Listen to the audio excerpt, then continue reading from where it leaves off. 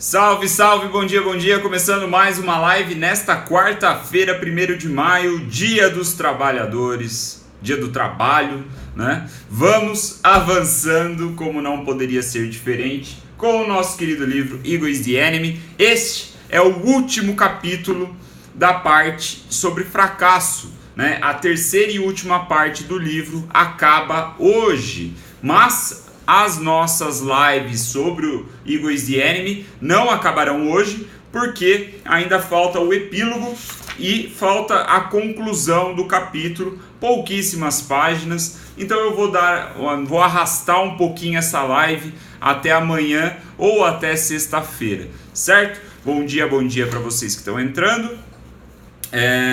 Outro recado é que eu provavelmente farei aí uma pausa dessas lives, né? Como eu avisei no final da live de ontem, se eu não estou enganado, ou no dia anterior, eu disse que eu ia dar uma pausa nas lives, estava pensando, né, em dar uma pausa nas lives e vou. Provavelmente eu tire aí uns 5, 7 dias para sair um pouco desse ritmo de live todos os dias que não tem me deixado pensar sobre como eu posso melhorar essas lives. Felizmente eu recebo feedback de vocês, o que é bem interessante. Eu gosto bastante de todo o retorno sobre as lives, porque faz com que eu vá, né, lapidando elas ao longo do tempo, vou melhorando. Mas a verdade é que na rotina do dia a dia eu não tenho conseguido dedicar um tempo assim para parar e pensar exclusivamente nas lives, no que eu tenho feito aqui no Instagram e tudo mais. Então eu vou usar aí esse período de férias, vamos colocar assim, para continuar trabalhando, né? Para que eu tenha um tempo reservado no meu dia, né? Esse início da manhã, como muitos de vocês sabem, é quando eu acordo, faço aqui meu ritual matinal, faço as minhas coisas e também faço a leitura e essa mini preparação para as lives. Então, como eu trabalho, né, o restante do dia, isso daqui é mais como um hobby para mim, não é a minha principal fonte de renda, então eu não posso abrir mão de outros compromissos que eu tenho ao longo do dia. Portanto, eu vou tirar essa mini férias aí mais para desafogar um pouco os pensamentos aqui sobre as lives e voltar, né, melhor, eu imagino, certo? Dado o recado, vamos então para o último capítulo da parte de fracasso de Ego is the Enemy. Ego é o inimigo, como podemos lutar contra o nosso maior oponente, certo? Vamos lá, sejam bem-vindos, sejam bem-vindas, vocês que estão entrando. Nessa última parte, nesse último capítulo, o Ryan reservou para falar sobre amor. Vejam vocês, o título desse capítulo é Sempre Amor, Always Love. Então, o que ele quer dizer com isso? Né? Sempre aquela reflexão que eu tento trazer para as lives, porque caralhos ele colocou esse como o título do capítulo, então eu tento entender aí o motivo através da leitura. Nem sempre é tão simples, mas hoje eu acho que a gente vai conseguir chegar lá como nos outros dias, certo?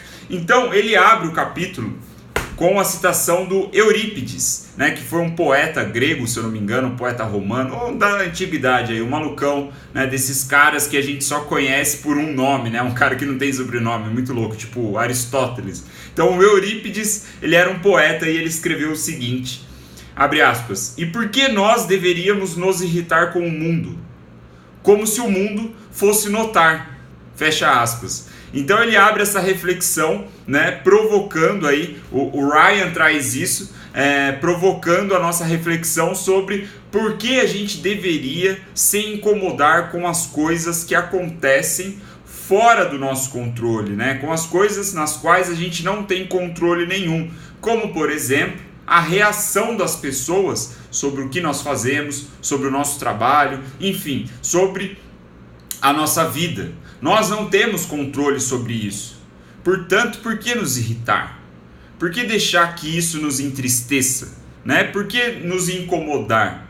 O Ryan começa o capítulo trazendo o Eurípides para então apresentar o personagem central do nosso capítulo, que é o Orson Welles, ou Willis, eu não sei exatamente a pronúncia, esqueci de procurar a pronúncia desse nome mais uma vez. O ponto é que esse cara, vamos chamar de Orson, né, que é mais fácil de falar. O Orson, ele é o cara que deu vida ao Cidadão Kane.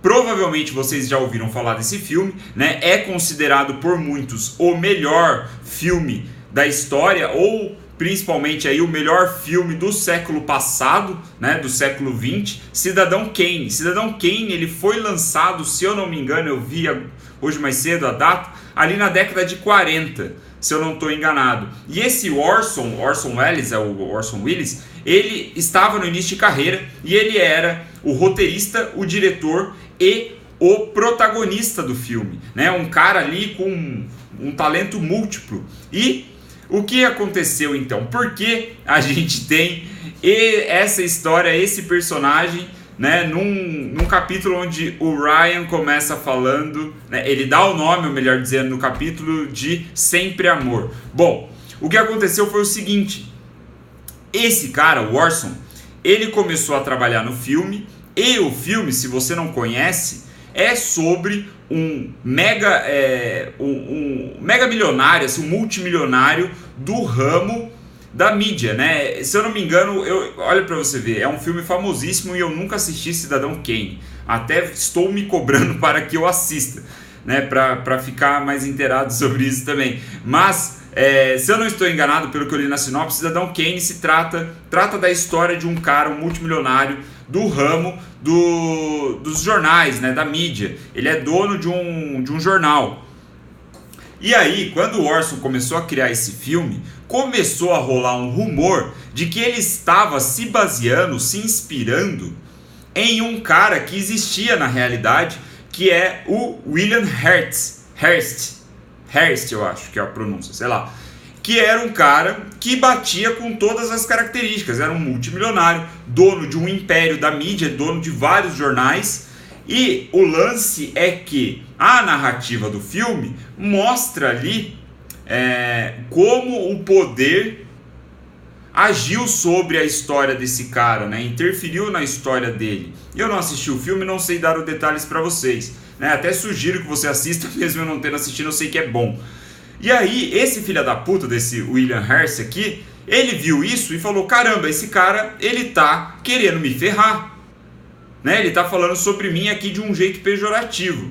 Aí o Ryan diz a lenda que o William Hearst, ele nem chegou a ver o filme, ele nunca viu, mas ele ficou tão ofendido com a parada, na qual não era certo de que ele era a fonte inspiradora do filme, que ele começou a boicotar o filme. Ele começou a usar todo o seu poder midiático, né? Ele era o dono de um império de mídia. Tinha jornal em Nova York, tinha jornal na Califórnia, lá em São Francisco, enfim.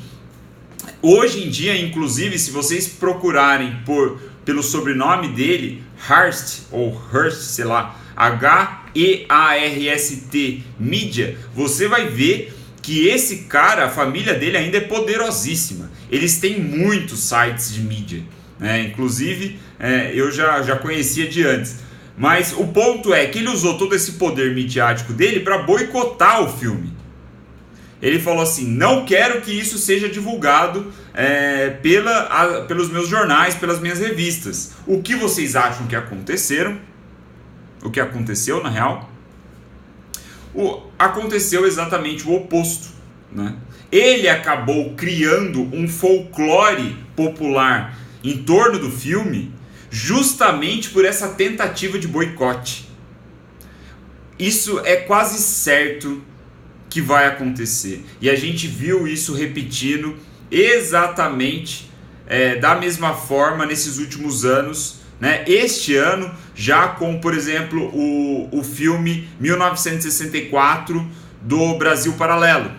Começou a acontecer boicotes na mídia sobre o filme e, obviamente, o filme se popularizou por si só, né? Porque hoje, ainda mais potencializado do que na época do lançamento do Cidadão Kane, na década de 40 do século passado, hoje nós temos WhatsApp, hoje a gente tem Facebook, Instagram, redes sociais que democratizaram a mídia, né? Hoje qualquer o William da vida, pode espalhar a mensagem dele para as pessoas que o seguem. né? E assim a coisa vai se espalhando. Diferente na década de 40, onde um cara, esse William Hart aqui, era o poderoso lá, e ele conseguia boicotar, né, dentro do seu poder ali, dentro do seu da sua influência. Então hoje a gente pode ver que o poder do boicote ele é ainda menor, né? Nesse nível de boicote, quando começa sobre uma instituição sobre a outra, né? Alguma coisa nesse sentido. Então o ponto é que esse infeliz desse William, ele trabalhou assiduamente contra um rumor, porque o Orson, né, o criador aí do filme, o diretor, roteirista e tudo mais, ele sempre falou que era uma mentira, que ele não tinha se inspirado nesse cara. E o ponto aqui que o Ryan quer nos fazer acreditar, né, a linha argumentativa dele, ao contar essa história, é mostrar que todos nós, em menor ou maior escala, ficamos irritados com alguma coisa. Geralmente ficamos irritados com coisas que estão fora do nosso alcance,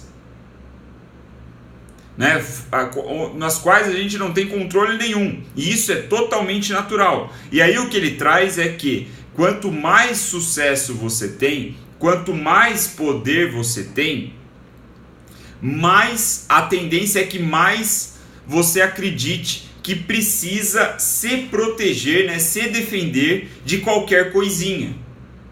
Que então a história contada aqui por ele, né, apresentando essa versão do Cidadão Kane, esse argumento se personifica no William Hart, né, que era o mega empresário que se sentiu ofendido com o filme, achando que era sobre a vida dele. Então, né, por ser muito poderoso, ele achou que precisava se defender dessa merdinha. Em vez dele surfar a onda, aproveitar de alguma outra forma, usar o senso de humor, isso é peça fundamental, né, quando a gente começa a se irritar com as coisas. Ontem, por exemplo, aconteceu aqui um curto-circuito, quando eu fui trocar uma lâmpada no meu apartamento e eu fiquei sem energia. E aquilo estava me irritando, porque eu tinha outros compromissos. Eu precisava da internet para fazer reuniões importantes nas quais eu não poderia adiar. E aquilo me irritou por um certo momento, até que eu comecei a dar risada. Falei, porra, eu nem precisava ter trocado a lâmpada no momento que eu estava trocando. Eu decidi trocar por, sei lá por que motivo, e desencadeou uma série de má sorte, vamos colocar assim, que estava me deixando puto, mas eu não tinha controle nenhum sobre aquilo, né?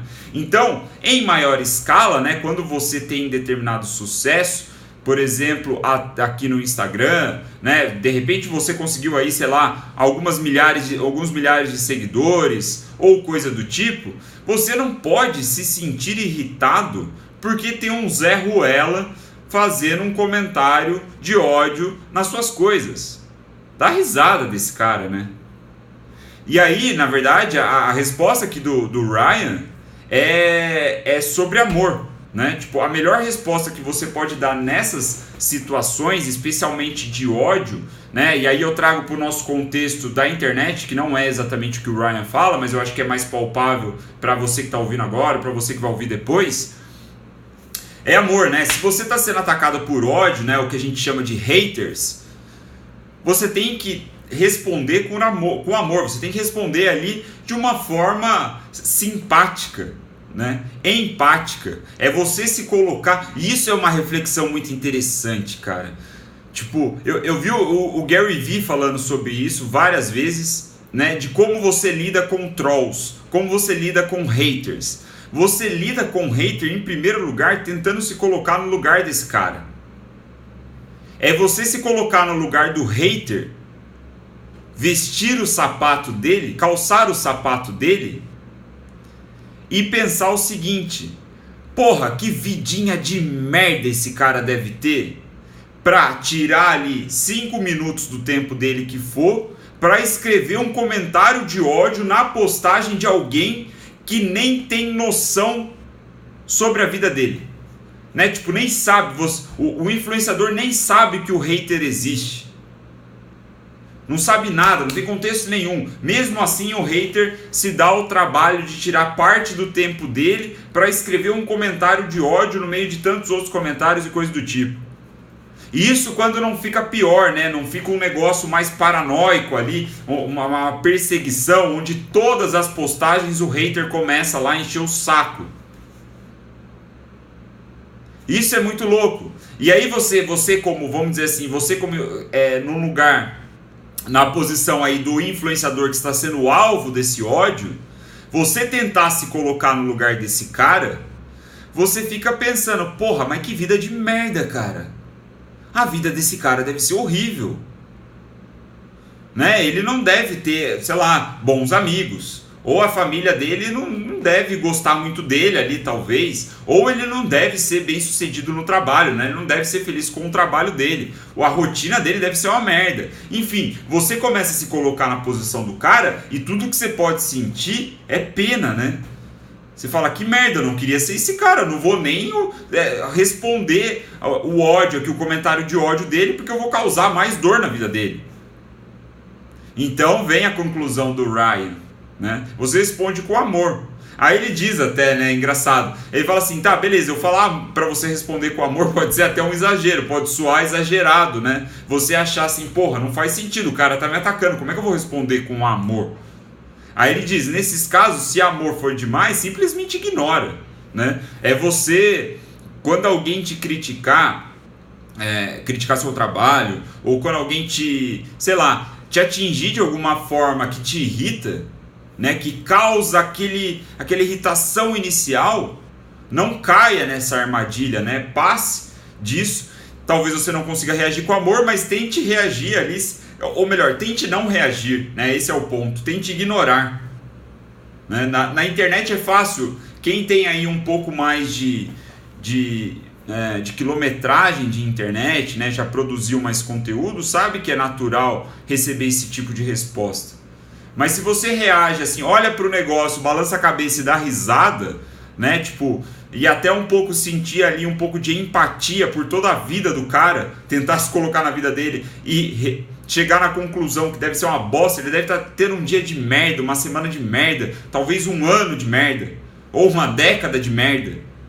E aí quando você coloca nessa perspectiva, você fala assim, porra, eu tinha que ajudar esse cara, na verdade. Eu tinha que dar mais amor pra ele, né? Servir mais ele.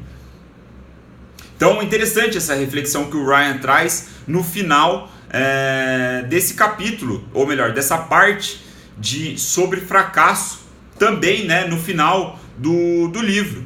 Então, né, por que fracasso? Por que ele escolheu falar sobre amor na parte de fracasso? Vamos chegar lá. Antes da gente chegar lá, eu esqueci de comentar um negócio interessante aqui, que é o seguinte: quando nós sofremos algum ataque de ódio, ou quando a gente deixa alguma coisa nos irritar, é uma frase melhor colocada, né? Quando a gente deixa alguma coisa nos irritar, é como se fosse uma pequena ferida, né, que causa na gente. Por exemplo, falei agora há pouco que ontem eu fiquei sem energia por uma puta de uma bobagem que ali eu não tinha tanto controle assim. Eu poderia ter evitado aquela merda, mas eu não sabia direito o que eu estava fazendo. Enfim, acabou acontecendo. Isso é uma pequena ferida que fez aqui em mim, né, que estava me irritando. Se eu ficasse alimentando aquela raiva, aquele estresse no qual eu não tinha controle, a ferida ia aumentando, ia se tornar um machucado maior. Esse machucado maior, se eu continuasse alimentando ele, né, vamos colocar assim, ele poderia infeccionar, e infeccionando ele poderia causar a minha morte. Então o que o Ryan essa analogia que ele traz é bem interessante, no sentido de que todas essas coisinhas, esses pequenos fracassos, essas pequenas críticas, esses pequenos machucados que a gente vai tendo ao longo da nossa jornada como criadores de conteúdo, como comunicadores, como empreendedores, como funcionários, como seja lá o que for, nós somos os responsáveis por tornar esse pequeno machucado, essa pequena ferida em algo maior, porque a gente fica alimentando aquela merda. né? Agora, se a gente trata já com amor, né, no contexto aqui que ele põe, ou se a gente trata simplesmente ignorando, porra, fez um machucadinho aqui, um arranhadinho, eu nem preciso passar um curativo muito grande, eu tá com band-aid, já era, né? Ignoro, já deixo aqui a biologia agir por conta própria e vai passar, né? Esse é um ponto interessante. Então a gente não pode ficar alimentando os machucados, certo? E aí ele tem uma passagem interessante aqui, uma outra história que ele conta sobre o Frederick Douglass, que eu não faço ideia quem seja esse cara, mas ele conta basicamente o seguinte, ele fala, ele é um negro que vivia lá numa época, né, de divisão racial lá nos Estados Unidos, e aí ele estava andando lá, estava sendo transportado de um lugar para o outro e passou um cara lá que xingou ele e falou assim, pô, você deveria estar no lugar das bagagens, né? Este não é o seu lugar, aqui no banco entre nós não é o seu lugar. E aí ele contando pro cara que ele simplesmente ignorou, ele falou, foda-se, pau no cu desse cara, esse Frederick Douglass contando para outra pessoa, né? E aí ele diz que ele ignorou porque essa ofensa, né, a agressão que o cara fez ali, o comentário de ódio, diz muito mais sobre quem está falando do que sobre ele. Então, para ele, foda-se, não diz nada sobre mim, né? Você não vai tocar minha alma está intacta, né? O meu caráter está intacto, se a gente for puxar algum conteúdo das lives anteriores, né, que a gente falou sobre caráter. O meu caráter está intacto. Até tem uma charge famosa que eu já vi viralizar na internet, né, várias vezes, e diz exatamente sobre isso, né? A charge é mais ou menos assim, né? Tem dois personagens ali falando um com o outro, aí um diz assim, pô, você não acha que ser bonzinho demais como você acaba atraindo gente que quer passar a perna em você, quer se aproveitar de você? Aí fala, ué, mas isso é um problema deles, não meu, né? Então, você agir como você deve agir, você fazer o certo, é a sua parte que você está fazendo. Como a pessoa vai reagir, se ela vai se aproveitar de você de alguma forma, ela vai agir ali como um filho da puta, vai te usar a sua boa ação, diz muito mais sobre ela do que sobre você que está fazendo a boa ação, porra. Você não tem que parar de agir do jeito certo só porque potencialmente alguém vai se aproveitar de você. Foda-se, velho. Então, eu lembrei dessa charge quando eu vi a história do Frederick Douglass, né? Porque é muito mais sobre a agressão, o ódio, é muito mais sobre o agressor, sobre o emissor, e não tanto sobre a vítima. E quando a vítima tem essa mentalidade, ele tem essa perspectiva, o negócio passa batido, tipo, foda-se, isso não significa nada pra mim, velho. Essa sua agressão ridícula. Claro que são contextos e contextos, mas na maioria deles eu acho que encaixa essa perspectiva, né? Então, pra gente finalizar, a gente traz aqui mais uma citação que eu marquei do Martin Luther King, que o Martin Luther King diz que o ódio é um fardo muito pesado, né? É algo que você tem que carregar nos ombros, que te custa muito. Enquanto o amor é a liberdade. Então, quando você escolhe continuar alimentando esse ódio, ou essa irritação, ou coisa assim, né, que aí no contexto da internet é comum a gente sofrer, coisas assim, a gente está carregando um fardo muito grande. A gente, ao alimentar o ódio, a gente vai sentir ódio, vai carregar esse fardo e a nossa vida vai ser uma bosta, vai ser muito mais difícil. Enquanto que, se a gente responde com amor essas pessoas, a gente tem a liberdade. Por quê? Porque o ódio diz sobre o emissor do ódio, e não sobre quem está recebendo, né? A quem foi direcionado o ódio. Então é uma perspectiva muito interessante, onde o Ryan fecha aí a linha argumentativa do capítulo com o Martin Luther King, né, com essas ideias do Martin Luther King. E aí, por que então, né, pra gente finalizar, eu tinha levantado essa bola, e aí eu fiz alguns comentários antes, mas por que então esse contexto de amor, né, sempre amor é o nome do capítulo, porque ele está apresentado na última parte do livro, onde a gente fala sobre fracasso. Porque o Ryan diz que no fracasso, em momentos difíceis, onde nada está dando certo como a gente gostaria, nós ficamos muito mais vulneráveis a esses ataques de ódio, a essas irritações. Então, a gente fica vulnerável a alimentar aquelas pequenas feridas, aqueles pequenos machucados, a ponto deles se tornarem um problema muito grande na nossa vida, né? Podendo aí até definir a nossa morte. Então, ele traz isso no contexto de fracasso, porque é o momento onde a gente deve tomar cuidado a como vamos responder a essas irritações, a esses ataques, né? Justamente porque é onde a gente está mais vulnerável. Quando nós estamos mais vulnerável, é muito fácil a gente aceitar esse ódio, porque de certa forma a gente já está um pouco frustrado com o fracasso, com as coisas não indo como a gente gostaria. Pode parecer contraditório, mas nós devemos responder aí com amor, porque o amor é a liberdade, né? O amor é a falta do ego, né? O amor ao próximo.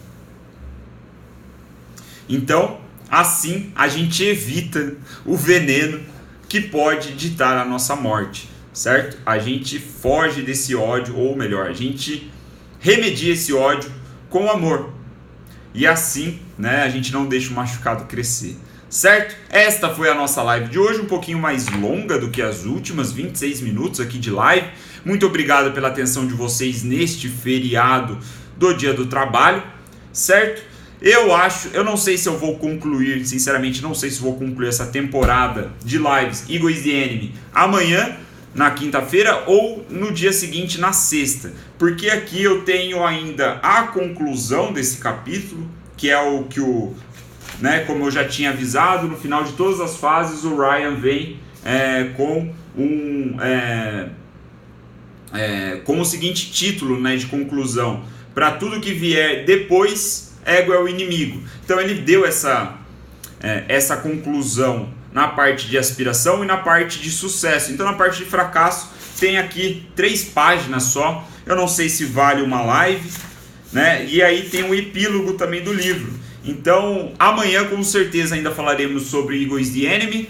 Talvez seja a última live da temporada, talvez eu estenda até sexta, mas o ponto é que terminando este livro, eu vou dar uma pequena pausa aí, ficar alguns dias off de lives diárias para eu conseguir respirar um pouco sobre como eu posso melhorar essas lives. Até conto com o feedback de vocês, né? Se você tiver alguma dica, alguma sugestão, alguma crítica, vai ser bem-vinda para eu ir lapidando o formato dessas lives, né? Eu quero tornar elas melhores para vocês, né, que assistem. Eu sei que muitos não conseguem acompanhar no horário, né, às 9 da manhã, não é um horário muito bom, mas na medida do possível eu quero deixar a live mais interessante. Então eu vou tirar aí, sei lá, uns 5, 7, 10 dias só para conseguir respirar um pouco e usar esse momento do início do meu dia que eu,